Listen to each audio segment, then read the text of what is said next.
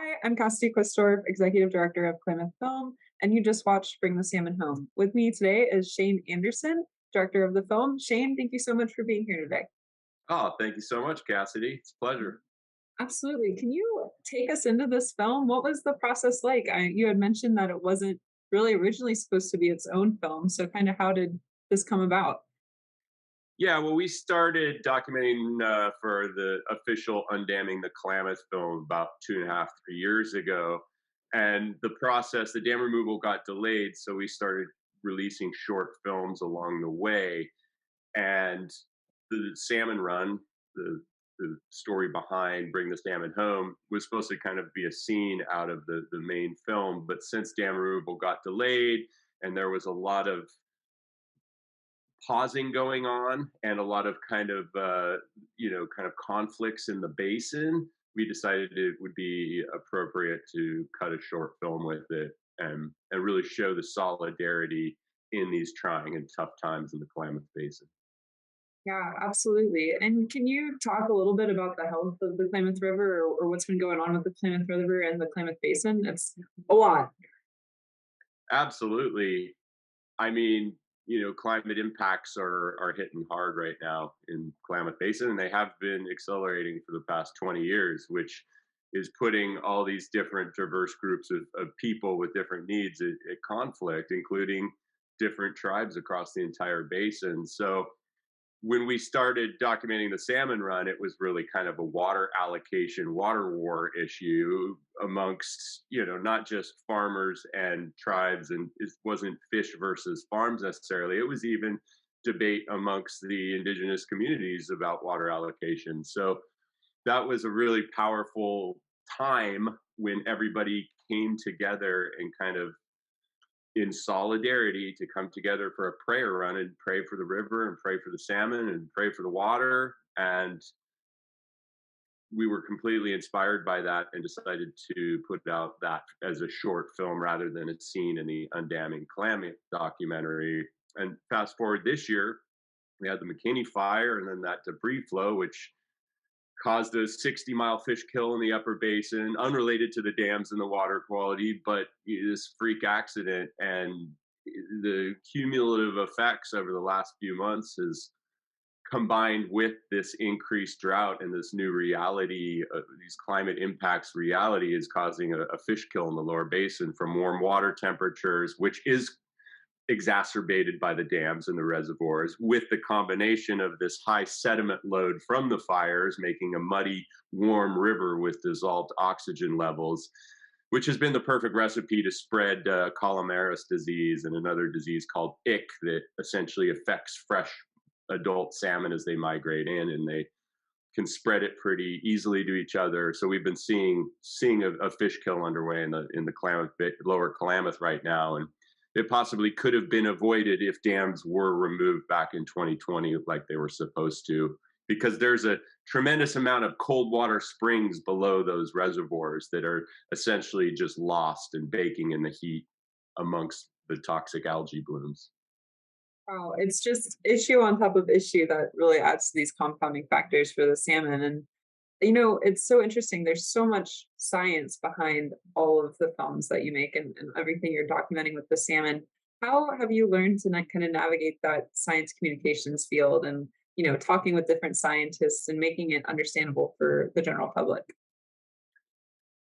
Yeah, well, I think when I started film, it was coming from more of a science background. I was studying fisheries biology at the time and had worked in film a little prior to that, but it was kind of the inspiration with the science and then the need to kind of convey that science in a medium people could understand that was really the genesis of my film career. So science has always been the foundation for my work, and it's something I just passionate about and love to kind of study that interconnectedness of nature, because we're at a time right now where we have to present a new vision for the West. The old vision that was designed 100 years ago is not able to sustain itself anymore with these climate impacts, and we're seeing that across the entire West right now. So the sooner we apply more of the principles of nature and ecosystem function and how everything's connected, the more resilient our communities and watersheds and ecosystems will be. Yeah, so true. And when you're documenting these stories, like and bring the salmon home and along the Klamath River, how do you stay hopeful? Does it feel hopeful after documenting a story just like this one? Oh, bring the salmon home was incredibly inspirational for us on a number of reasons. I mean, one thing, going in, I was like, how is this going to go down in 4 days? Having driven that road, for the last 20 years, and that's a long way, 300 plus miles to the headwaters. I mean, it's a full day drive. So to think about a community running it in 4 days, so I think that was one of the big takeaways was just the tenacity and resilience of people to not just come together, but to actually complete this journey in that short period of time. And it was really amazing to see people that had kind of never even met before from different parts of the basin come together Right. and join forces. And I jumped in, I ran. I thought that was pretty Nice. fun, in between Oh. camera ops. So, except I got thrown on a straight uphill climb, probably one of the hardest places that you're show this guy what's up. So I paid my dues. Perfect, perfect. You got to, for sure. Well, you've worked with, different indigenous tribes along the Klamath River and throughout your work. So how has that trust building process been like to share their stories and help tell the importance of these salmon communities and culture? Yeah, it's definitely absolutely a trust building exercise, and it takes time. We were invited to come document that by Annalia Hillman, who was one of the organizers, and I, I wouldn't have just kind of shown up and inserted myself if I hadn't had that invitation because it was a personal thing and we were documenting. Like I had to know when to turn the camera off. You're not allowed to, you're not supposed to, it's not good to film the actual prayer parts along the way. And there's certain aspects that you got to be sensitive and you really got to read the situation and communicate with the people. Like, is it okay to film this? Like what, just and let that create that circle of trust where they feel confident to tell you straight up, like, turn the camera off and don't feel it. So or film it. So, it's building that relationship and then also on the post-production side, being able to share the content and making sure that they have an opportunity to vet it. And we're not going in and just interpreting what we think is the story, but really having that reciprocal relationship where we can work together as a team, between the film team and the actual community to make sure that we're portraying it the way they would like it portrayed.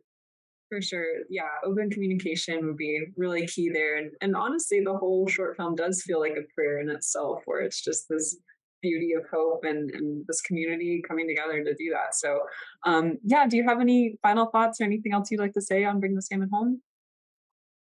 I've just it was just an honor to be able to be a part of it and to be able to document it, and excited to continue to work with communities and work in the Klamath Basin for the next few years as we approach the big rewilding of the river and the dam removal. And we just can't wait to see how the rivers and communities are going to heal from this. Awesome. Well, thank you so much, Shane, for sharing your film and sharing your time today. We really appreciate it here at Klamath Film. So, thank you. Thank you very much. Awesome.